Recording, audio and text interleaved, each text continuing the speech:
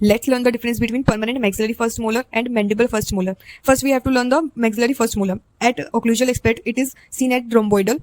And crown expect जो होता है वो मीजियली वाइडर होता है एंड लिंगुअली वाइडर होता है.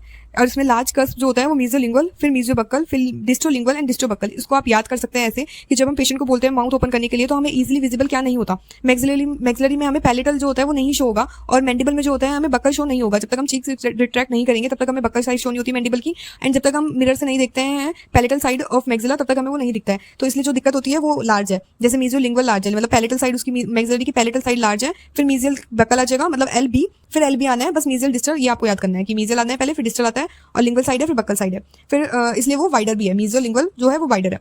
तो मैक्सिलरी फर्स्ट मोलर में 4 कस्प होते हैं जो कि edge shaped occlusal fossa form करते हैं.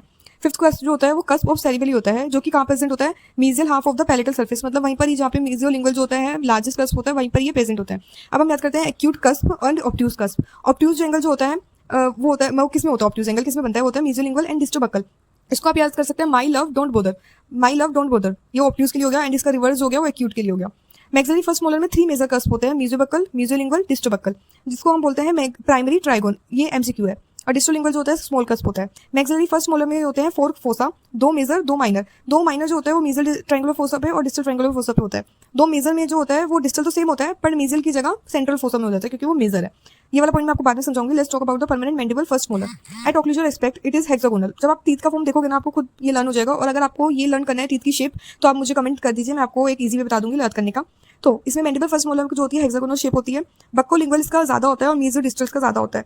जहां मैंने आपको पहले बताया था कि जब हम पेशेंट का माउथ ओपन कराते हैं तो हमें मिरर से जब तक हम चीक से रिट्रैक्ट नहीं करेंगे तब तक हमें बक्कल साइड नहीं दिखती है. तो उसमें भी ये सेम है कि मीजो बक्कल जो होता है वो ज्यादा होता है मीजियोलिंगुअल से एंड ये जो होता है इक्वल होता है डिस्टोलिंगुअल से एंड फिर ये बड़ा होता है डिस्टोबक्कल से एंड देन डिस्टल कस्प आ गया क्योंकि मैंडिबल जो होता है 5 कस्प का होता है.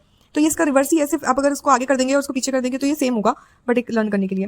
और इसमें फोसा जो होता है मैंडिबल फर्स्ट मोलर में 3 फोसा होते हैं. 2 माइनर फोसा जो है वो सेम होता है मीजियल और डिस्टल ट्रायंगुलर फोसा और फर्स्ट मेजर फोसा जो होता है सेंट्रल फोसा होता है. अब हम याद करते हैं prominent buccal cervical ridge. Prominent buccal cervical ridge मतलब मैंडिबल जो होता है वो बहुत बोल्ड होता है इसलिए उसकी जो होती है सर्वाइकल रिज जो होती है वो बोल्ड होती है. अगर हम याद करते हैं prominent transfer ridge of maxilla, मतलब हम इसको ऐसे याद कर सकते हैं maxilla ridge, maxilla has prominent ridge and cave. तो रिज से आप ट्रांसफर रिज हो गया एंड डीप कॉन्केविटी हो गया, केव से कॉन्केविटी हो गया ऑन द डिस्टल सर्फेस.